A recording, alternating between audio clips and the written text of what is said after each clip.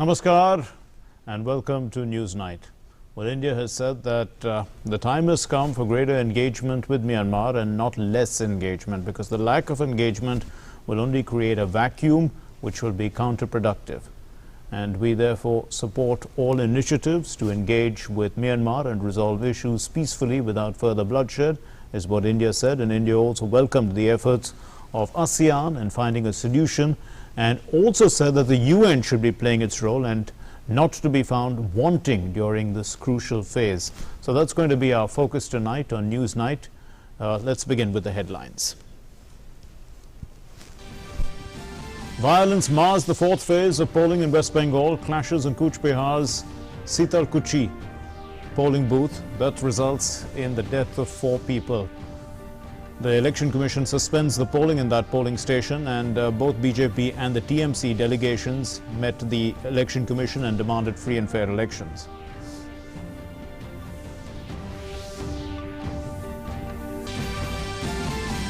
More than 76% polling reported for 44 seats in 5 districts of West Bengal. Enthusiastic voter exercise their franchise in the Festival of Democracy. Visible enthusiasm among the young voters, especially women, and voting takes place following all COVID protocols.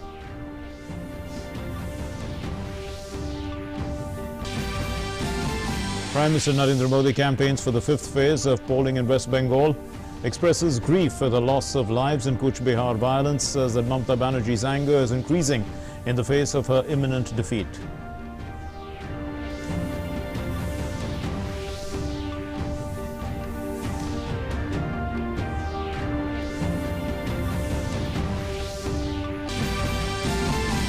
Leaked audio of TMC election strategist Prashant Kishore causes a major stir.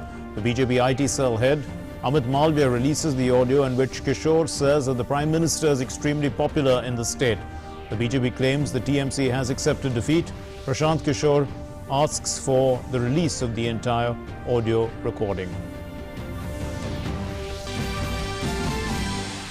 At Friday's 11th Corps Commander level talks between India and China, both countries discuss withdrawal of troops from the rest of the LAC in eastern Ladakh.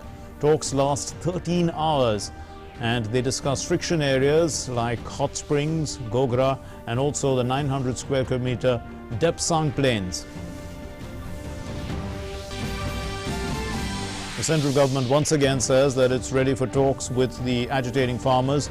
The Agriculture Minister, Narendra Singh Tomar, says that the farmers should withdraw their agitation in the wake of the increasing COVID cases.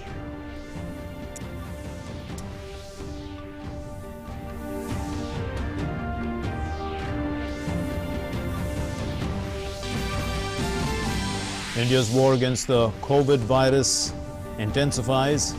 India has crossed 100 million vaccine doses in 85 days, which is the fastest in the world.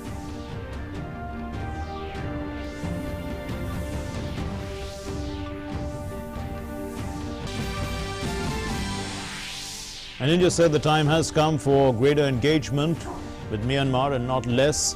The lack of engagement will only create a vacuum which will be counterproductive. Welcomes ASEAN efforts and says the UN should play its role.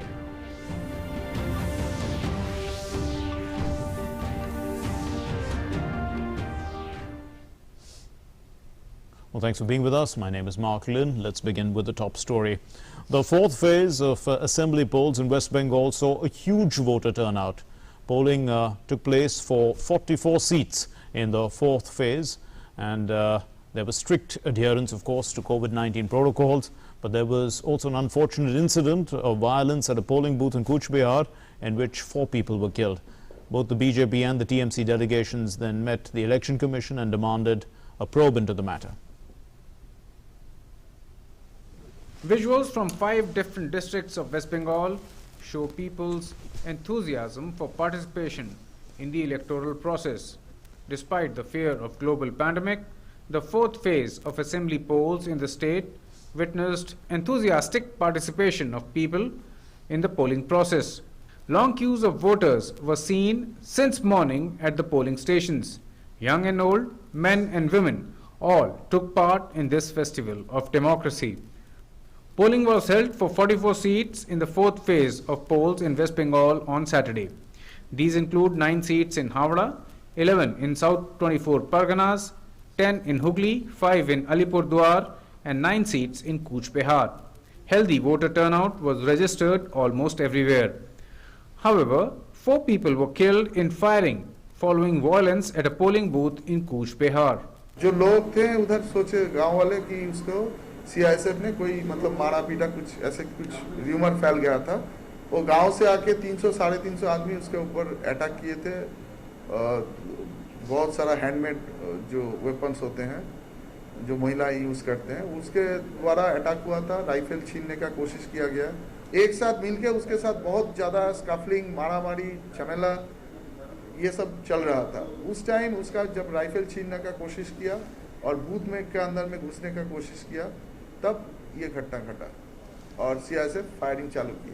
Following the incident, the Election Commission has ordered the adjournment of polls there. There was firing over there. In this firing, 4 people have been killed and some people are injured. And we will be able to give you the complete details once we get the detailed report from the district magistrate and the superintendent of police. In view of the ongoing pandemic, the Election Commission has made elaborate arrangements for safe polling. Women and young voters enthusiastically took part in the polling process. Following violence in Cooch Behar, a delegation of BJP and Trinamool Congress met the Election Commission separately in Kolkata and demanded an inquiry into the matter. कि coach Bihar जिले के शीतलकुची जो विधानसभा है वहां सुबह सुबह अपना मतदान करने के लिए पहुंचा हमारे समर्थक था आनंद वर्मन जी। उनको मतदान केंद्र के लाइन में ही गोली मार दिया गया और उनको न्याय मिले और अगला चुनाव में 6ठा 7वां 8वां चुनाव जो फेज है इसमें जैसे पहले का चुनाव हुआ ऐसे ही एकदम अच्छे ढंग से चुनाव हो यही निवेदन लेके हम लोग चुनाव के पास आए थे। We'll appeal all people to cast your vote peacefully. There will be no problem, and I think Election Commission must take care of that, so that they should not behave like one-sided people. They should behave like a democrat to save the democracy. And we will appeal the people, and on behalf of my government, I appeal all of the people to behave, to vote for democracy, to vote for peace, to vote for development. After the conclusion of fourth phase, all eyes will be on the remaining 4 phases of polls in West Bengal. Counting of votes will take place on 2nd May 2021. Bureau Report, DD India. Well, campaigning for the 5th phase is on in full swing, with leaders of the BJP and the TMC leaving no stone unturned to reach out to the voters. And Prime Minister Narendra Modi addressed an election rally in Siliguri, and he said that the time has come for change, to change the way politics is done, to change the kind of political environment that Bengal has seen for several decades. Modi ji Shagatam! Modi ji Shagatam! Prime Minister Narendra Modi continued with his whirlwind campaigning, drumming up support for the BJP candidates in West Bengal. Prime Minister addressed rallies in Siliguri and Nadia and launched a broadside against the opposition parties. In his first rally in Siliguri, Prime Minister targeted the Mamata Banerjee government on many fronts. He expressed grief over the violent incidents in Cooch Behar, which resulted in casualties. Prime Minister said that Chief Minister Mamata Banerjee and her goons have resorted to violence in sheer frustration due to the declining popularity of the Trinamool Congress in these elections. Prime Minister warned that this will no longer be allowed to continue. दीदी और TMC की मनमानी बंगाल में नहीं चलने दी जाएगी। मेरा चुनाव आयोग से आग्रह है कि कूच बिहार में जो हुआ उसके दोषियों पर सख्त से सख्त कार्रवाई हो। और दीदी, ये हिंसा लोगों को सुरक्षा बलों पर आक्रमण करने के लिए उकसाने के तरीके चुनाव प्रक्रिया में रोड़े अटकाने के तरीके दीदी आपको नहीं बचा पाएंगे। आपके 10 साल के कुकर्मों से ये हिंसा आपकी रक्षा नहीं कर सकती है। Prime Minister assured that after 2nd May, West Bengal will be steered to the path of development propelled by the power of two engines working in tandem. He added that the BJP government will hit the ground running and start taking welfare measures for the people from the very first cabinet meeting. Prime Minister's next rally was in Nadia, where he launched a spirited attack on many policies of the Mamata Banerjee government. He added that seeing the writing on the wall, Didi is getting angry with him. He said that Trinamool Congress is indulging in violence after it has seen its base erode considerably in the state. चुनाव में हार निश्चित देख दीदी अब अपने पुराने खेल पर उतर आई है। बंगाल में दीदी और टीएमसी द्वारा हिंसा की कोशिश की जा रही है। दीदी, ओ दीदी,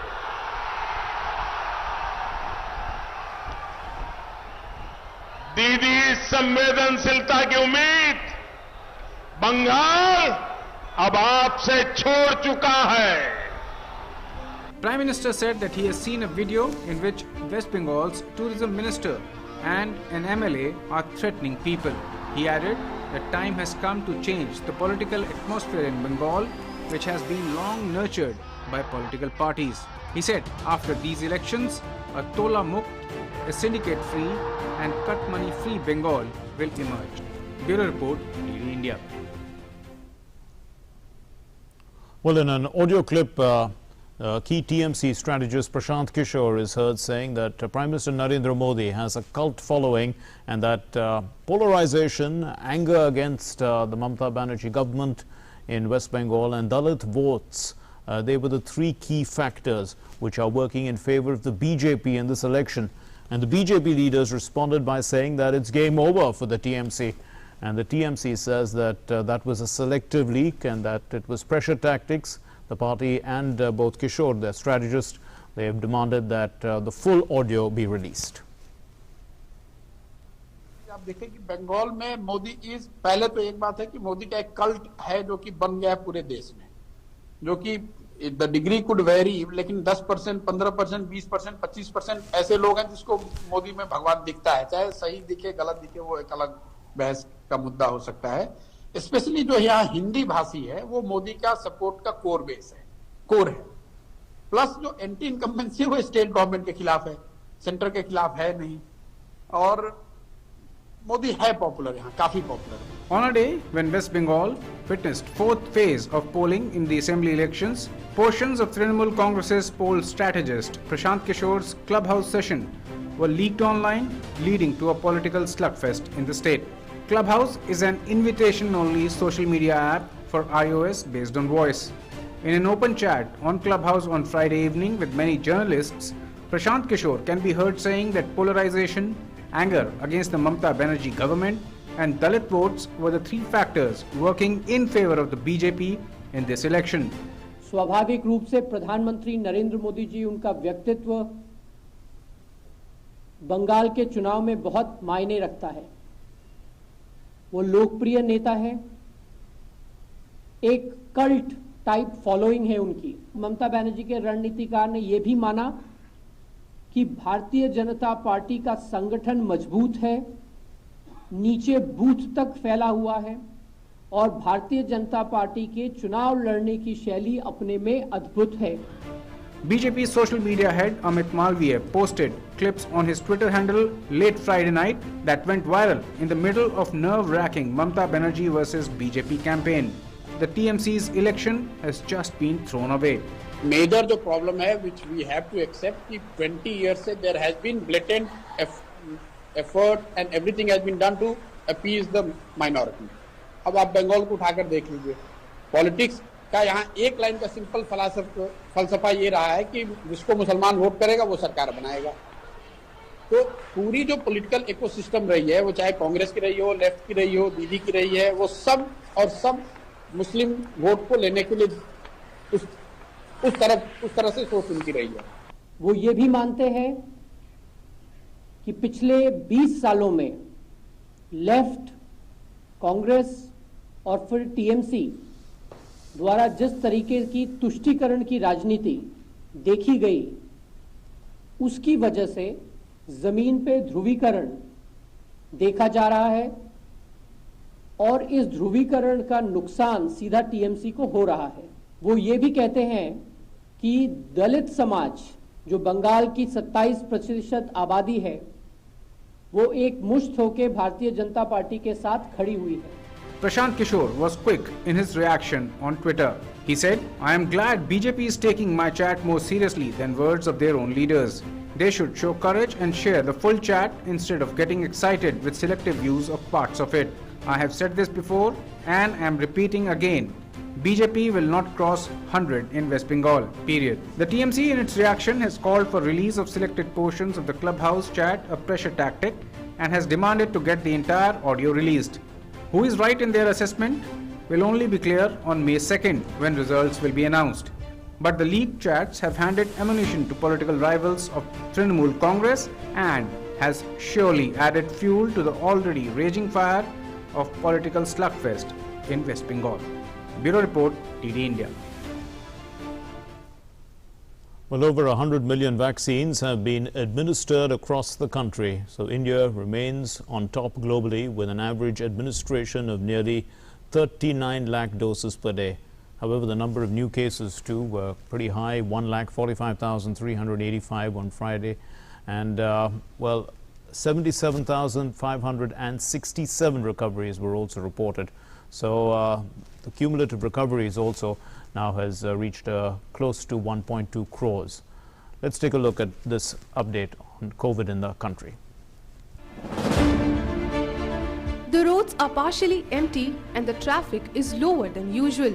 These are the visuals from various parts of Maharashtra where the government has imposed a weekend lockdown in an attempt to curb the surge of COVID-19 cases in the state as the situation continues to remain appalling. According to the data released by the Union Ministry of Health and Family Welfare, Maharashtra reported 58,993 cases of COVID-19 on Friday, which is the highest across the country. In view of the situation, Maharashtra's Chief Minister Uddhav Thackeray called a meeting of all political parties. ऐसे संकट के घड़ी में सभी राजनीतिक दलों ने आपसी मतभेद भूलकर इस संकट से कैसे हम सामना कर सकते हैं उसके लिए एक साथ बैठना चाहिए। चाहे प्रधानमंत्री सर्वदलीय बैठक बुलाए या मुख्यमंत्री बुलाए, मतभेद भूलकर, बहुत ही गहरा संकट है महाराष्ट्र के ऊपर। कोरोना गरीब हो, वीआईपी हो, कोई और हो या उद्योगपति हो, किसको छोड़ता नहीं, सबको एक समान न्याय है। इसलिए ये सब मतभेद भूलकर हमको एक साथ काम करना होगा। Amid this, the Bombay High Court reprimanded several state leaders for taking COVID vaccine jabs at their homes. Giving the examples of President Ramnath Kovind and Prime Minister Narendra Modi, the High Court asked these leaders the reason for not taking the shots at hospitals. Meanwhile, India is undertaking a large-scale vaccination drive against the contagious disease. India is also celebrating Tika Utsav across the country on Sunday as announced by Prime Minister Modi. The 4-day Tika Utsav will be held in the country till April 14th. So far, about 10 crore doses of vaccine have been administered across the country as per the data released by the Union Health Ministry.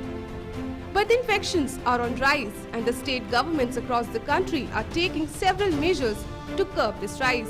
In view of the situation in Uttar Pradesh, Chief Minister Yogi Adityanath held a meeting with officials at Baba Raghav Das Medical College in Gorakhpur. He gave the guidelines necessary to prevent the disease from rising. Now, a night curfew has also been imposed in Muzaffarnagar for the same. Apart from that, entrance examinations at Aligarh Muslim University have also been postponed due to increase in the cases. कोविड-19 के cases बढ़ रहे हैं। इसी की एहतियात की कड़ी में जो एंट्रेंस एग्जामिनेशन एडमिशन के लिए वेरियस कोर्सेज में अलीगढ़ मुस्लिम यूनिवर्सिटी में होने वाले थे, उन्हें पोस्टपोन कर दिया है टिल फर्दर नोटिफिकेशन। साथ में जो fresh schedule of the entrance examination है वो हम जल्दी अपलोड करेंगे हमारी जो ऑफिशियल वेबसाइट है। amucontrollerexams.com. Similarly, in Madhya Pradesh, Chief Minister Shivraj Singh Chauhan has estimated the active case load to increase to about 1 lakh in the state by the end of this month. The CM has appealed to the people to follow all social distancing norms as well as refraining from unnecessarily stepping out of their houses. A decision has also been taken to open COVID care centers in every district of the state. Lockdown has also been imposed in some places to curb the infections. डॉक्टरों की एक team तकनीक जो खास करके इससे विशेषज्ञ हैं, उनकी एक टीम एक प्रोटोकॉल आज जारी कर रही है कि किस स्थिति में हमको हॉस्पिटल में एडमिशन देना या आइसोलेशन वार्ड में ले जाना या हॉस्पिटल में भी करना तो आईसीयू बेड देना या ऑक्सीजन बेड देना, वो प्रोटोकॉल जारी करेगी। उसके अनुसार अब हॉस्पिटल वालों को भी उस पर कार्रवाई करना पड़ेगी ताकि जिनको बहुत ही आवश्यकता है उनको वो सुविधा जरूर मिलना चाहिए और जिनको थोड़ी आवश्यकता है दवाई गोली की वो उस हिसाब से उसको एडमिशन मिलना चाहिए या होम आइसोलेशन की जा सकती है। तो पूरा एडमिशन का प्रोटोकॉल हम जारी कर रहे हैं। Meanwhile, the daily cases of coronavirus across the country are rising. In the past 24 hours, 1,45,385 new cases have been reported, while 77,567 people have recovered. Around 794 fatalities were reported in the same period of time. 10 states including Maharashtra, Chhattisgarh, Uttar Pradesh, Delhi, Karnataka, Tamil Nadu, Kerala, Madhya Pradesh, Gujarat and Rajasthan have shown a rise in the COVID daily new cases. Around 82.82% of the new cases are reported from these 10 states. On the other hand, the total recoveries are nearing 1 crore 20 lakh with 1 crore 19 lakh 90,859 patients already recovered from the disease. The national recovery rate now stands at 90.80%. Bureau Report, DD India. And the COVID cases rise unabated also across the world. The US continuing to be the worst hit country infected by this contagion. Well, the countries around the world are ramping up their vaccination drives as well at a fast pace to reach as many citizens as possible. And the WHO DG has also expressed concern that the imbalance in distribution of the COVID vaccines worldwide is not a good thing. He hopes that shots can be delivered to the poorer countries as well as health workers at most risk. Coronavirus cases rise unabated across the globe, with the US being the worst hit country infected by the deadly contagion. Thailand is planning to set up 10,000 field hospital beds in Bangkok to gain public confidence, even as the country deals with a jump in daily COVID-19 cases following a new wave of infections and a highly contagious variant. At least a dozen Bangkok hospitals have reported they had stopped testing for the virus due to a lack of test kit supplies or capacity due to the new wave. In France, 90% of adults will need to be vaccinated before the country can get back to normal without risking a fresh surge of the virus. The report comes at a time when the country's hospital system is under heavy pressure from the pandemic, with the number of people treated in the intensive care units for COVID-19 at the highest in almost a year this week. France has also recently entered its third lockdown phase. Meanwhile, the number of Madrid residents rejecting AstraZeneca's COVID-19 vaccine has risen sharply since Spain limited its use in people under 60 in response to concerns over adverse reactions. Spanish Prime Minister Pedro Sanchez said AstraZeneca would continue to be used in the country's vaccination campaign. Norwegian Prime Minister Erna Solberg said she would pay a fine levied by police for breaking COVID-19 social distancing rules by organizing a family gathering to celebrate her birthday. Solberg, who faces elections for parliament in September, has championed strict rules to curb the spread of the coronavirus, resulting in some of Europe's lowest rates of infections and deaths.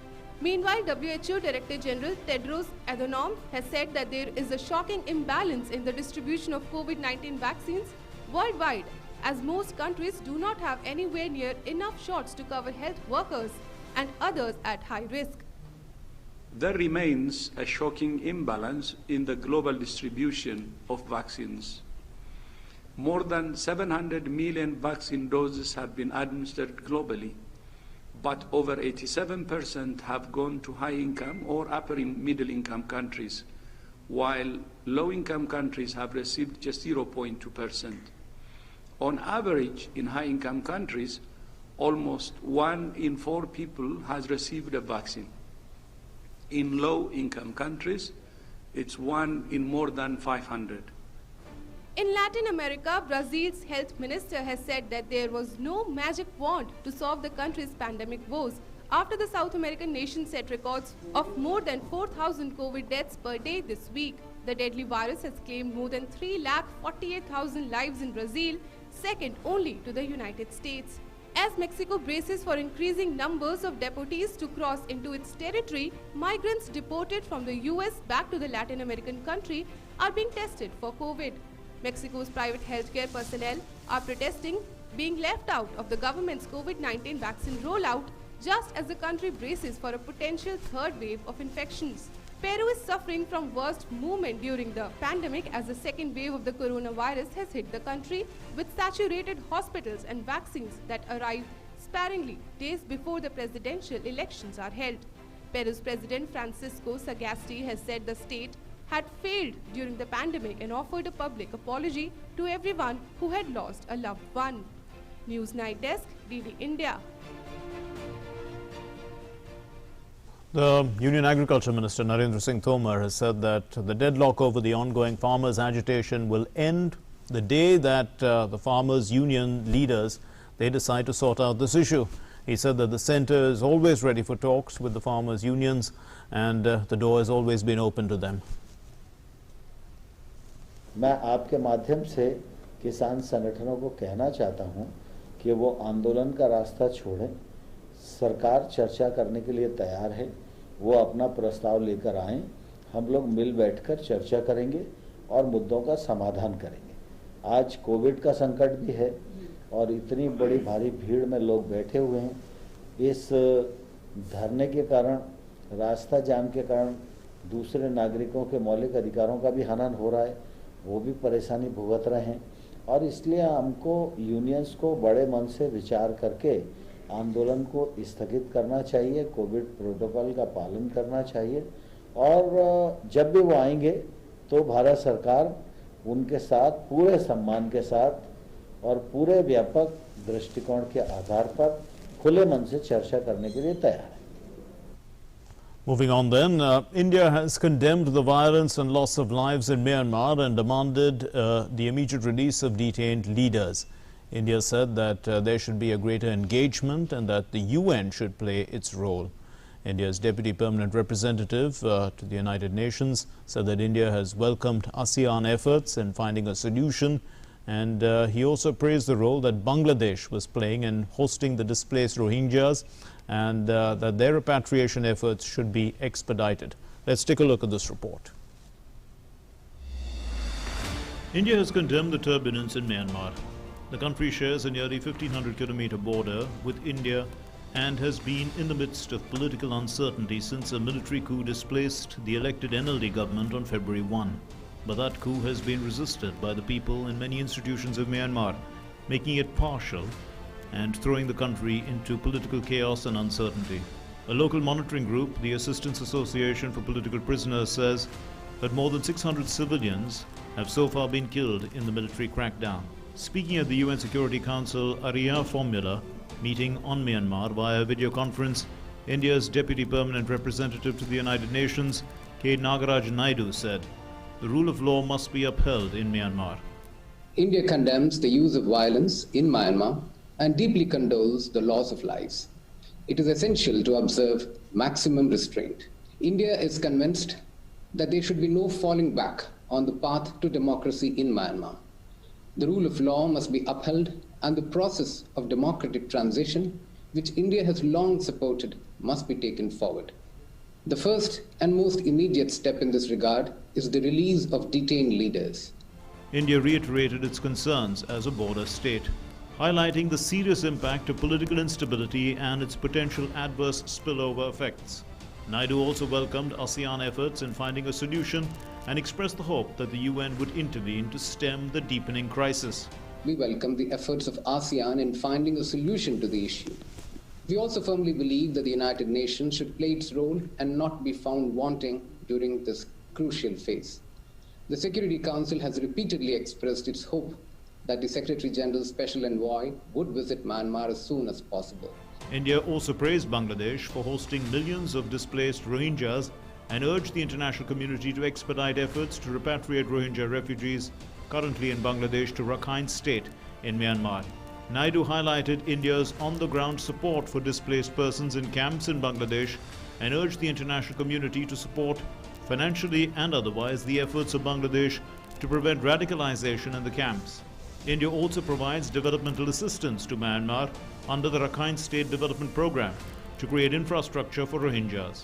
Over 140 projects have been implemented by India under the Border Area Development Project in several remote areas of Myanmar. The current situation in Myanmar was described by International Crisis Group expert Richard Horsey at the meeting in these words.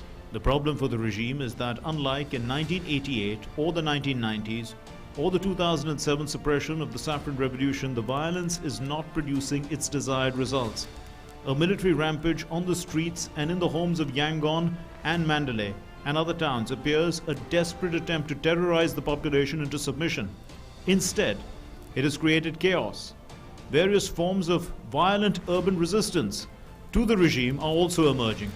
Meanwhile, anti-coup protesters continue to gather to demonstrate against Myanmar's military junta, despite its claims that a protest campaign against its rule was dwindling.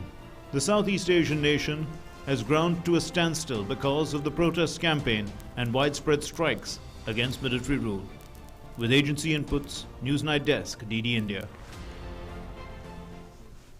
And so this brings us to In Focus tonight, and In Focus is this. India on Myanmar: support all efforts to resolve issues peacefully. And to discuss this, we have with us G. Parthasarathy, former ambassador to Myanmar, and Professor Harshvardhan Pant, a distinguished fellow at the Observer Research Foundation. Thank you very much, gentlemen, for being with us.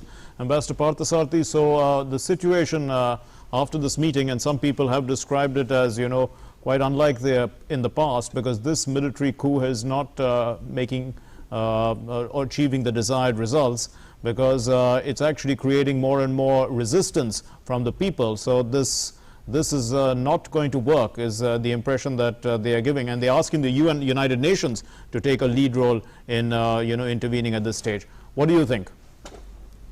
Well, you know, having been there during the last coup and there after it, in its aftermath, let me make one thing very clear. It has served India's interests very well to not get into rhetoric or loud criticism, but to persuade both sides to come together. In fact, the long military rule ended when President Kalam met the president of Myanmar in Naypyidaw and told him that as good friends we tell you, for the military, we respect your military, that you have to hand over power, otherwise you are going to get nowhere. Now, in this particular case, what has happened is it's gone much further. The Myanmar population in the cities, who are Burmas, the majority population, they are actually going to making common cause with separatist rebels who are armed, and many of them backed by China. So, or Thailand, but mostly by China. Now, the fact is that this is a situation we have to prevent. ASEAN, they are a house divided. And my own view is that the two people that listen to in Asia, because we are not critical but give sound advice, would be India and Japan. And I think we are working together with the Japanese, but it is no useful purposes are served by us being judgmental when our aim is to bring people together. Yes, they are now, the regime is realizing they have bitten off more than they can chew. You are getting the majority population of Burma are highly dissatisfied, making common cause with separatist elements. So I think that is the line we have to push, of reconciliation or going back to the constitution. And I think what path we have taken is correct. There is of course call for loud noise. If we make any noises, then we'll be as left out as the Western powers are at the present. And as Sure. I said, this has served us well in the past. But Professor Harsh Pant, how would you, analyze the situation in Myanmar itself? Is it on the brink of being a failed state because the situation is such that this attempted coup, I'm calling it an attempted coup because it's a partial coup, it hasn't been successful. The institutions are not supporting it. Members of the bureaucracy are not supporting it.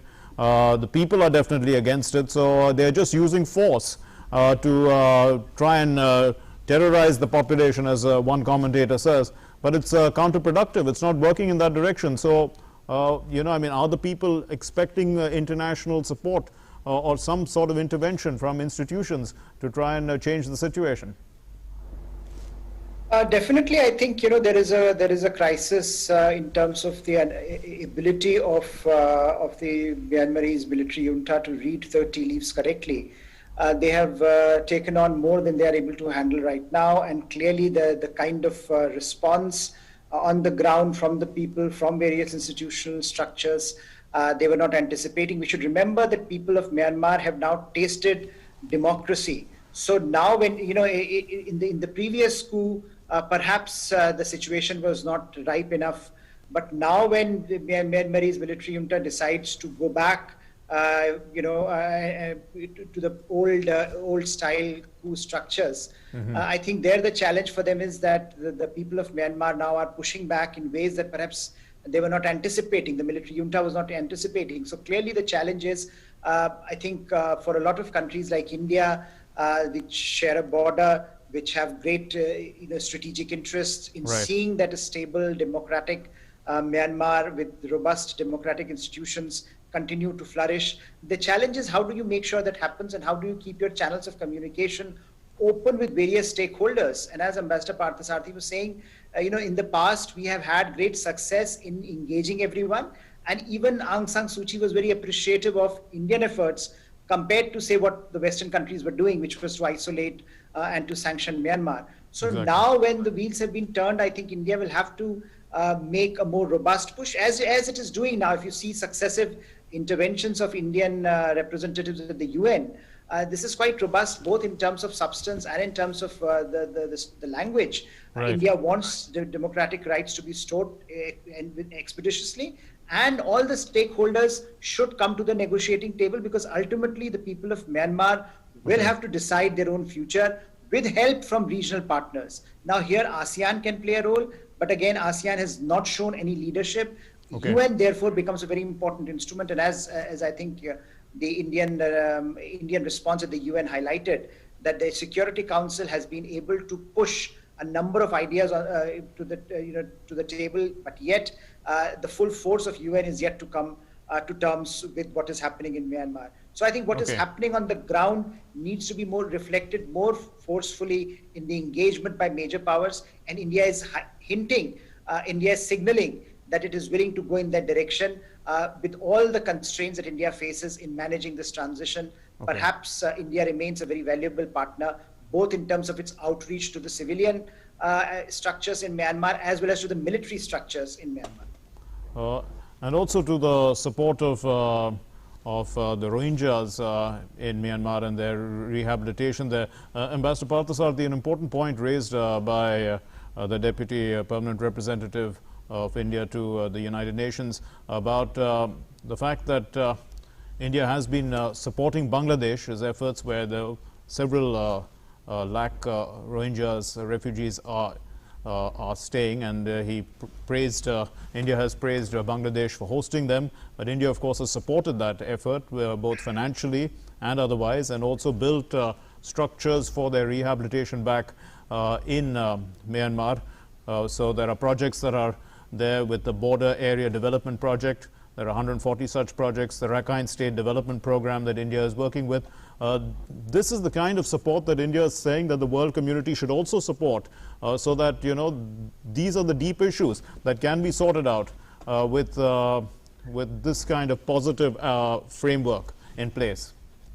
Well, the Rohingya issue is more complicated when looked at from the distance than when you're in Myanmar. You know, the religious prejudices that exist in this area have been there for centuries, goes back to the 19th century. And it's been very, very difficult to persuade. It took a lot of time to get Myanmar to agree to take them back. And I think Japan and India working together played a good role in that. Yes, we are ready to invest in more projects for rehabilitation. But as I said, right at the present moment, unfortunately, the Rohingya crisis has got stuck in the middle of this larger constitutional crisis. But we owe it to our friends, and particularly to Sheikh Hasina and Bangladesh, who are bearing the entire burden of these refugees, to push Myanmar to arrange for some of them to get back. But the problem really is we've got all sorts of insurgents groups there. One thing called the Arakan Army, which has even attacked us. So we have to be careful, and therefore there is an element of working with Myanmar on this. But yes, the Rohingya crisis is a tragedy, and not just for our own interest, but for the safety of the entire eastern region. And this needs to be resolved. And I think, as I said, the best partners we've had in doing this are the Japanese. They work quietly, they work efficiently, and we should go ahead with rehabilitation measures. But the equally difficult problem is persuading the Rohingyas to come back, because they went through a lot of very difficult times. Indeed. Professor Harshpant, what about the fact that, you know, this situation will affect the people in such a way that they will be looking to move out, and the closest they can go to, you know, this 1,600 kilometer border with India and also with Thailand. So that is another concern for India, because we are a border state, and this is not a situation that is in India's interests to, you know, but we can't also stop the people from coming in, even though there is a policy currently in place, because, I mean, if it gets worse, what is India going to do? Can we actually, you know, shut our doors completely to the refugees who are going to come in? No, we cannot, and I think that's the challenge that India faces, because you know, there are ethnic linkages with in the northeastern states, where, you know, it would be expected that India does more about the refugee problem, and any instability in Myanmar is inevitably going to lead to a larger issue, which is the larger issue of refugees, migration, border instability, and which is closely related to the cause of insurgencies. And therefore, India has been always very consistent in its outreach to the one institution that can actually manage these problems from Myanmar's perspective, and that's the Myanmarese military. And therefore, you have to be very pragmatic also in accepting that over the last decade or so, we have seen great achievements, both in terms of border management, both in terms of the management of refugee problems, as well as the management of insurgencies in that part of India. So we have seen great success there, and both Indian border forces and Myanmarese border forces have interacted and worked together and converged and delivered results. So the question, therefore, is that now that Myanmar's military junta is so involved in domestic issues, in making sure that their you know, status comes back as the central pillar of Myanmar's governing authority, then I think the challenge for India rises dramatically, because we have to work with whatever is available. We, you know, unlike Western nations, we don't have the luxury of simply pontificating. You know, this is a long border, a very vulnerable, volatile border. And how do we work with the authorities in Myanmar has been always an important question. And Indian, many, as you were pointing out, many in India would expect that if the refugee problem escalates, then India would give shelter to some of these refugees, despite all the problems it might create later on. So I think this is a very sensitive issue, and that sensitivity therefore leads to a certain caution in Indian approach, which I think has been articulated in the successive Indian positions in both bilaterally, regionally, as well as at the UN by Indian diplomats. But the question is, which other institution is willing to now take the bull by the horns? We have not seen much leadership from ASEAN. We have not seen much attempts being made by other regional players, and therefore I think it have to work with other countries like Japan, the ambassador was suggesting maybe, to sort of push more quietly some of the issues that are on the table at the moment, right, which sure, which are at the moment being overcrowded or overshadowed by the issue of violence in Myanmar. A final word from you, Ambassador Parthasarathy. So India and Japan, you say, should be taking the lead, but doing what from within Myanmar to try and get the military junta to, or initiate a dialogue between the people or representatives. There will be political parties and the military junta. You see, they have the strong support of Russia and China, okay, the military. So they know they're not alone, and therefore it's friends like India who have to explain to them that it is in their interests to do so. Yes, we can certainly talk about working towards democracy, but Myanmar since its birth, democracy has unfortunately not worked, and you are okay, going to see these periodic things. One last point, or little point I'd like to make. Please bear in mind that our border management is such that people can walk into about 10 or 12 miles into the other territory without documents. Yes. That has been a long-term agreement. And therefore there are people with relatives living on both sides. And I think on that sort of sensitive issue, it's very important not just to work with Myanmar, but also with our own state chief ministers. And that we've always done quite well. Okay, we'll leave it there. Thank you very much, Ambassador Parthasarathy and Professor Harshvardhan Pant, for helping us understand the situation in Myanmar.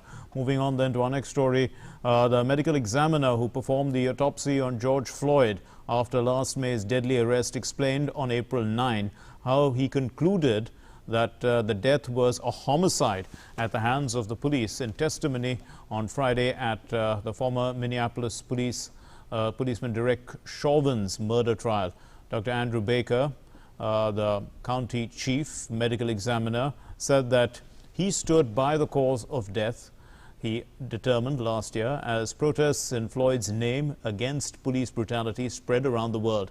Baker is one of the most important witnesses as prosecutors from Minnesota Attorney General's office wrap up their case against Chauvin, a white man captured on video kneeling on the neck of Floyd, a 46-year-old handcuffed black man, for 9 minutes. Chauvin's main defense to the murder and manslaughter charges has been to cast doubt on Baker's findings, with his lawyer suggesting that Floyd may instead have been killed by a simultaneous drug overdose. Baker found that Floyd's heart stopped beating and his lungs stopped working because Chauvin, who was 45, and other officers compressed him against the road in a way that starved him of oxygen. His body was starved of oxygen. What was going on with Mr. Floyd on the evening of May 25th is, you've already seen the photographs of his coronary arteries, so that you know he had very severe underlying heart disease. I don't know that we specifically got to it, Counselor, but Mr. Floyd also had what we call hypertensive heart disease, meaning his heart weighed more than it should. So he has a heart that already needs more oxygen than a normal heart by virtue of its size, and it's limited in its ability to step up to provide more oxygen when there's demand because of the narrowing of his coronary arteries. Now, in the context of an altercation with other people that involves things like physical restraint, that involves things like being held to the ground, that involves things like the pain that you would incur from having your cheek up against the asphalt, an abrasion on your shoulder, those events are going to cause stress hormones to pour out into your body, specifically things like adrenaline. And what that adrenaline is going to do is it's going to ask your heart to beat faster.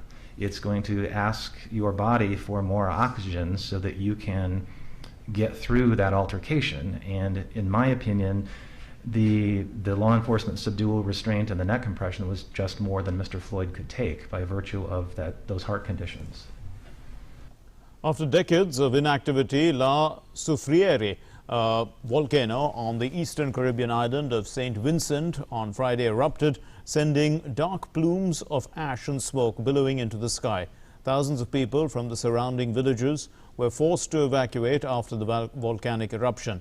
As per the disaster risk reduction at St. Vincent and the Grenadines, a heavy ash fall has halted the process somewhat since visibility turned extremely poor.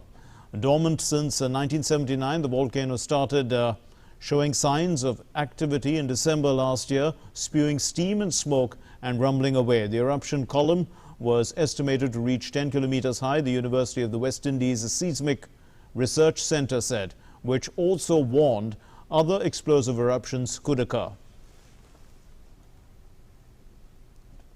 The White House on Friday said that it was keeping a close watch on increased Chinese military activities in the Taiwan Strait and called Beijing's recent actions potentially destabilizing.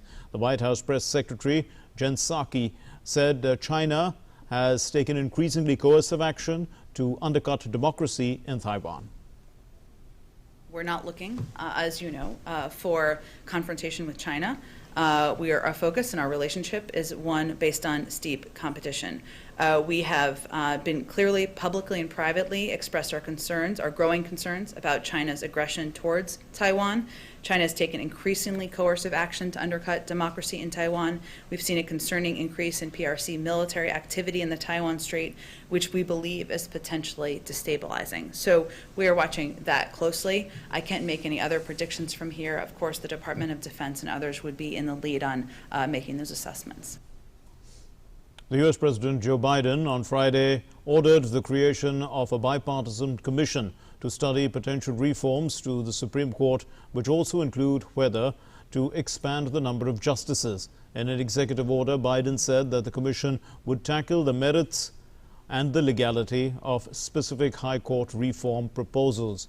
Along with the contentious idea of expanding the court, reform advocates have recently pushed for term limits for the justices. The commission will be made up of a group of liberal and conservative legal scholars, former federal judges and lawyers who have appeared before the court. It will hold public meetings and have 180 days to report its findings.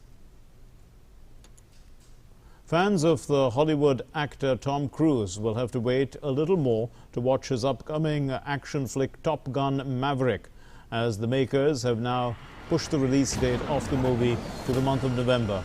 A venture of Paramount Pictures and a sequel to the 1986 hit Top Gun, the movie was earlier slated to be released in July. In a statement, Paramount Pictures said that the movie will now release on November 19, a move that has deprived theaters of an expected big release for the summer season. The movie would have built on the strong brand value of the aerial combat, which made Top Gun at that time the all-time favorite of millions of people, as it captured the aerial combats like none before it. Now the wait has been stretched to a few more months, but as the trailer shows, it promises to be worth it for the fans.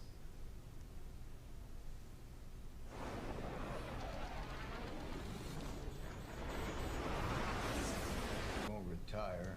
Despite your best efforts, you refused it.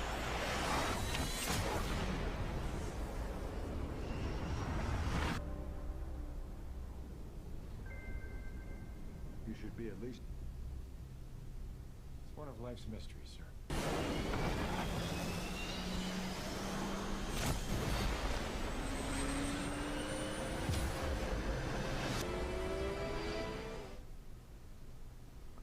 Volcanic eruptions cause a lot of difficulty to the people living in the nearby areas, but a volcanic activity in Iceland, this has started attracting tourists. 3 weeks after first erupting, the Icelandic volcano continues to spew out lava and more fissures have opened up. Drone footage filmed on Friday showed the second fissure surrounded by a blanket of snow. The volcano on the Reykjanes Peninsula, some 30 kilometers southwest of the capital Reykjavik, started to erupt on March 19 and has become a tourist attraction, drawing thousands of visitors. Our volcanologists have no idea how long the eruption will continue, saying that it could stop soon or continue even for years, possibly even decades.